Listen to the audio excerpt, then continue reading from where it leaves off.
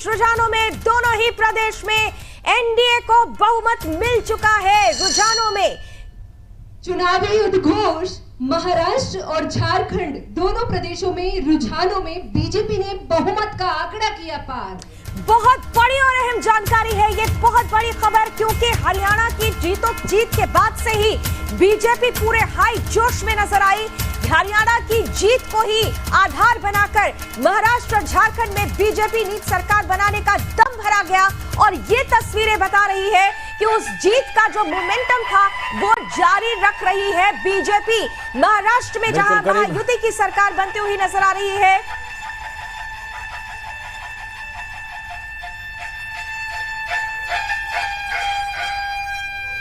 तो ये जीत के स्वर हैं, ये जीत की गूंज है महायुति के लिए, ये स्वर बेहद खास होंगे। शुरुआत है जीत की, तुबरी जो कहते हैं हम लोग वो है। और ये दोनों ही राज्यों झारखंड और महाराष्ट्र में जो है रुझानों, जो 1.5 घंटे के जो रुझान आए, उन रुझानों में दोनों ही स्टेट में बीजेपी बढ़त बनाए हुए है। एनडीए को बहुमत जो है वो मिलता हुआ दिख रहा है रुझानों में, और दोनों ही जगह सरकार बनाती हुई गठबंधन दिख रही है। एनडीए गठबंधन झारखंड में और महायुति महाराष्ट्र में। और उपचुनाव से भी बहुत ही अच्छी खबर है, 9 में से अभी 8 सीटों पर जो है बीजेपी आगे चल रही है और एक पर समाजवादी पार्टी आगे चल रही है। तो जो डेटा हमारे पास आ रहे हैं, जो रुझानों के आंकड़े हमारे पास आ रहे हैं, जो रुझानों के आंकड़े आप स्क्रीन पर देख रहे हैं, उन रुझानों के मुताबिक दोनों ही राज्यों में बीजेपी बढ़त बनाए हुए है और जो बीजेपी लेड गठबंधन है वो सरकार बनाने की स्थिति में पहुंच चुकी है। 1.5 घंटे के रुझान आने के बाद से ईवीएम की गिनती भी शुरू हो गई है। पोस्टल बैलेट में आगे चल रहे थे, पोस्टल बैलेट के बाद जब ईवीएम के खुला, फिर ईवीएम में भी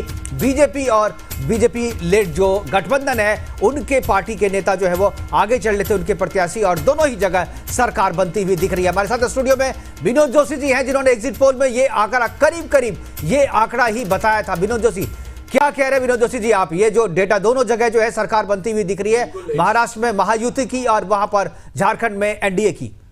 बिल्कुल, महाराष्ट्र में 150 से 160 के बीच में आंकड़ा जो रहेगा, हमारा 155-56 था, तो वो ही रहेगा लगभग। थोड़ी एक